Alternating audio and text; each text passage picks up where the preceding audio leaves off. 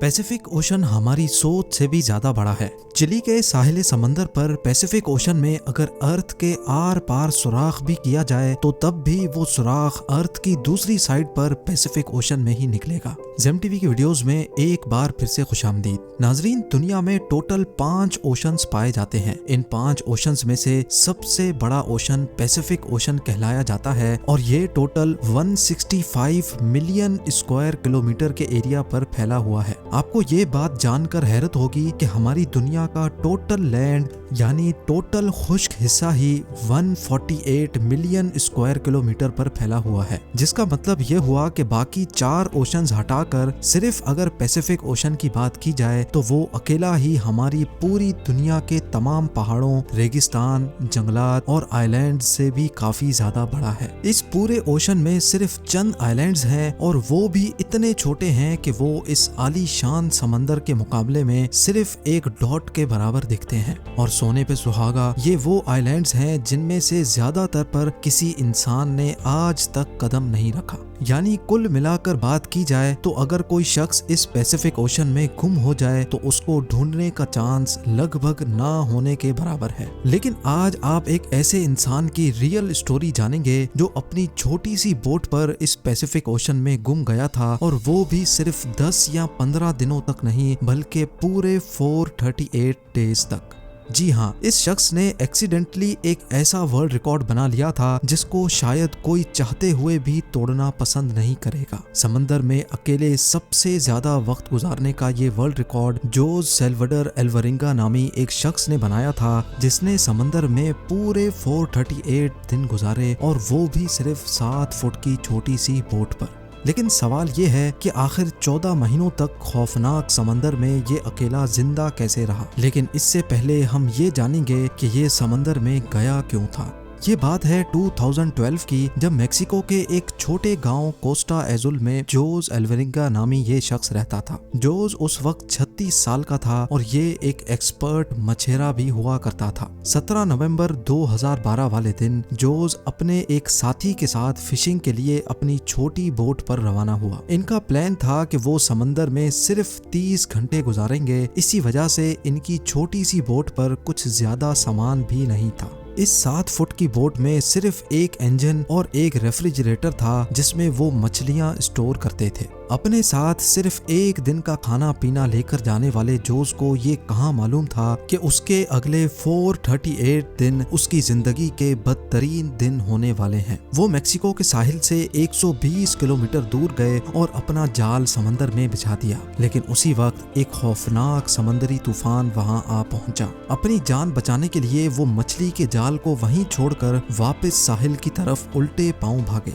पूरे 6 घंटे बोट को मुसलसल तेज रफ्तार में भगाते सुबह के 7 बजे वो साहिल से अब सिर्फ 20 किलोमीटर दूर थे और उनको अपना गांव नजर भी आने लगा था। वो इस तूफान को तो काफी दूर छोड़ आए थे, लेकिन अब उनकी किस्मत काम करना छोड़ गई थी। साहिल से सिर्फ 20 किलोमीटर की दूरी पर उनकी बोट का इंजन खराब हो गया था। अब ना ही उनके पास चप्पू थे और ना ही बोट की डायरेक्शन कंट्रोल करने वाला सेल, लेकिन उनके पास एक रेडियो था जिसके जरिए उन्होंने अपनी लोकेशन अपने बॉस को भेजी और उनके जवाब का वेट करने लगे। लेकिन उसके बाद जो हुआ वो हर मछेरे का घिनौना ख्वाब होता है। जी हाँ, अपने बॉस के जवाब का वेट करते करते उनके रेडियो की बैटरी भी जवाब दे गई और अब इन दोनों मछेरों का बाहर की दुनिया से कांटेक्ट खत्म हो चुका था। जोज एल्वरिंगा और उसका साथी अभी इसी शौक में थे कि अचानक वो हुआ जिसका बिल्कुल भी अंदाजा नहीं था। तेज हवाओं ने उनको वापस समंदर की तरफ धकेलना शुरू कर दिया था और जो साहिल उनको नजर आ रहा था वो आहिस्ता आहिस्ता उनसे दूर होता चला गया। उनके बॉस ने एक सर्च पार्टी भी बनाई और उनको पैसिफिक ओशन में भी ढूंढा, लेकिन अब बहुत देर हो चुकी थी, क्योंकि जैसे जैसे दिन गुजरते जा रहे थे जोज और उसके साथी का बचना काफी मुश्किल समझा जा रहा था।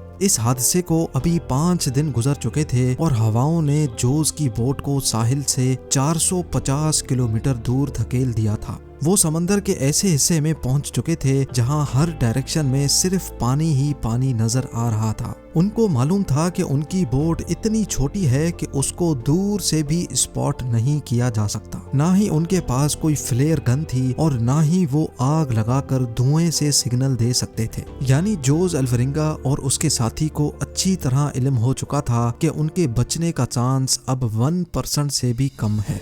जो खाना पीना वो साथ लाए थे वो पहले ही खत्म हो चुका था, इसीलिए अब पेट भरने के लिए उन्होंने अपने हाथों से ही उन परिंदों को पकड़ना शुरू कर दिया जो उनकी बोट पर आकर बैठते थे, या फिर बोट के आसपास मौजूद मछलियों को पकड़कर कच्चा खाने लगे। समंदर का खारा पानी पीने से इंसान की मौत हो सकती है, इसी वजह से उन्होंने बारिश का पानी समंदर में तैरने वाली प्लास्टिक बॉटल्स में जमा करके पीना शुरू किया। लेकिन जब बारिश कई दिनों तक नहीं पड़ती थी तब वो अपनी प्यास बुझाने के लिए मछलियों और टर्टल्स का खून पीते थे, और वो भी तब जब वो उनको पकड़ने में कामयाब होते थे। दिन गुजरते गए और फिर महीने। ये दोनों जिस मेंटल टॉर्चर से गुजर रहे थे वो इमेजिन करना भी हमारे लिए मुश्किल है। आखिरकार जोस अल्वरिंगा का साथी ये टॉर्चर बर्दाश्त ना कर सका और 4 महीनों के बाद उसने सुसाइड कर लिया। अब इस छोटी सी बोट पर बात करने के लिए भी जोस के पास कोई नहीं था और वो चारों तरफ घिरे इस समंदर में अकेला जिंदगी गुजारने लगा। मैप में देखा जाए तो एक अंदाजे के मुताबिक अब जोस पैसिफिक ओशन के इस हिस्से में मौजूद था और ये दुनिया का खामोश तरीन हिस्सा माना जाता है। हत्ता के यहाँ से कार्गो शिप्स भी कभी कभार गुजरती हैं।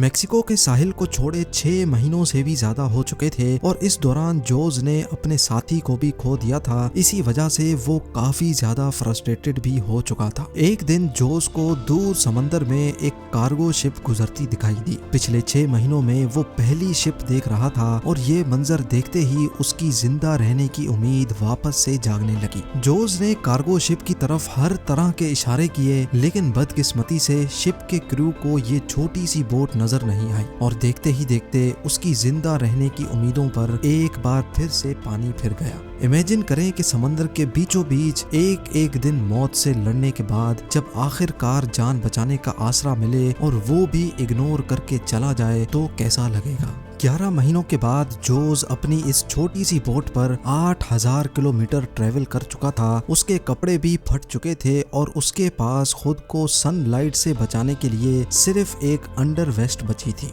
आखिरकार वो घड़ी आ ही गई जब किस्मत जोस पर मेहरबान हो गई। 30 जनवरी 2014 को यानी पूरे 14 महीनों के बाद जोस ने आसपास पानी में नारियल तैरते देखे। वो समझ गया था कि कोई आइलैंड करीब आ चुका है जहां लगे नारियल दरख्तों से टूटकर पानी में तैर रहे हैं। थोड़ी देर बाद उसको वाकई एक आइलैंड नजर आने लगा। उसको डर था कि ये आइलैंड भी कहीं इससे मिस ना हो जाए, इसी वजह से वो पानी में कूद गया और स्विम करके आइलैंड पर पहुंच गया। पिछले 14 महीनों में जोस ने पहली बार किसी जमीन पर कदम रखा था और जब वो आइलैंड पर पहुंचा तो उसको एक छोटा बीच हाउस दिखाई दिया जिसमें वहां का लोकल मौजूद था। पिछले 438 डेज में जोस का पहली बार किसी और इंसान से कांटेक्ट हुआ था। ये आइलैंड मार्शल आइलैंड्स का एक रिमोट आइलैंड था जिसको इबॉन एटोल कहा जाता है और ये आइलैंड जोस के स्टार्टिंग पॉइंट से 11,000 किलोमीटर दूर है।